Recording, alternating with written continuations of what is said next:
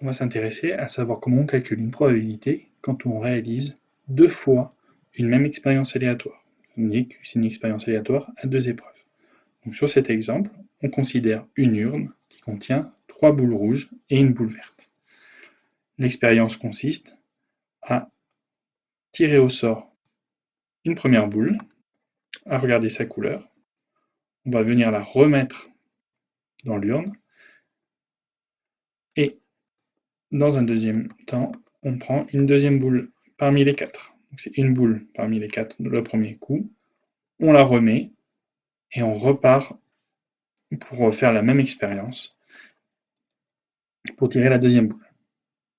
Comment on va calculer la probabilité? Ce qu'on va faire, c'est qu'on va créer un tableau. Dans ce tableau, dans la première colonne, on va marquer tous les résultats qui sont réalisables la première fois. Le premier tirage.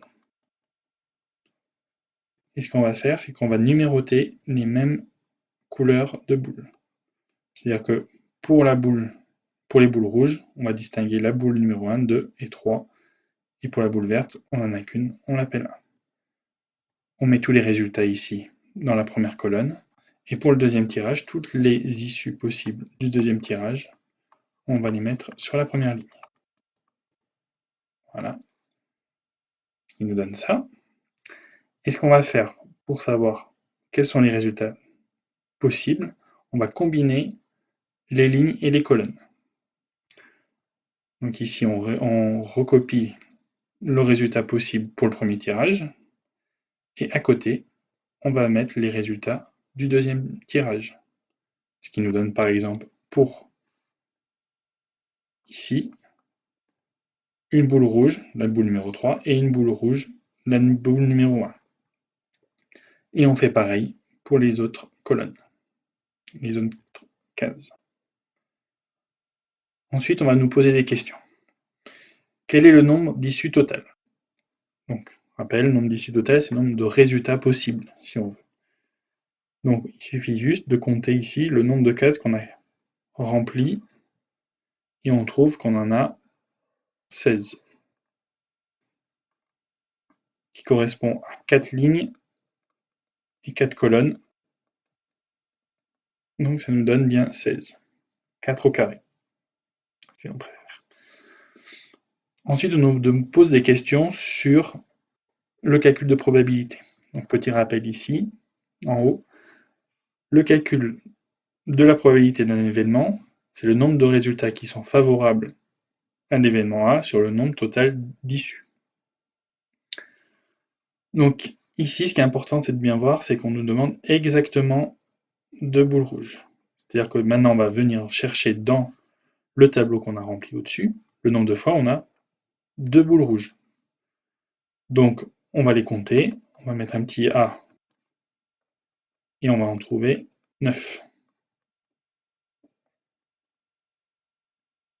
On a 9 issues favorables à A, et donc ensuite, on a juste à appliquer la formule que la probabilité de A, c'est donc les 9 issues favorables sur le nombre total d'issues, qui était 16. Et une valeur approchée, c'est 0,56.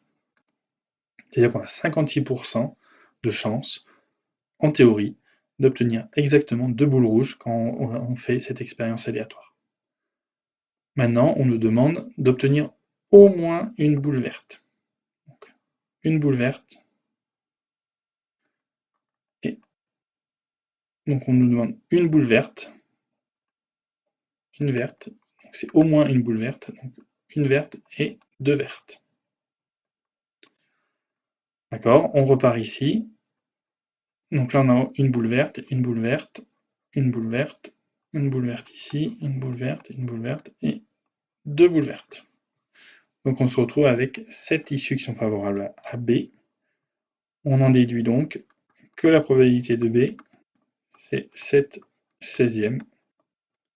Une valeur rapprochée, c'est 0,44. C'est qu'on a 44% de chance d'obtenir au moins une boule verte. Dernière question. Maintenant, on nous demande quelle est la probabilité d'obtenir exactement 2 boules vertes. On revient dans le tableau au-dessus. on cherche qu'on a rempli 2 fois avec du vert, on n'a qu'une case, elle est ici, en bas à droite. Donc on a un cas qui est favorable à C, donc on en déduit que la probabilité de C, c'est 1/16e, c'est-à-dire à peu près 0,6, donc 6 centièmes, on a 6% de chance d'obtenir 2 fois une boule verte.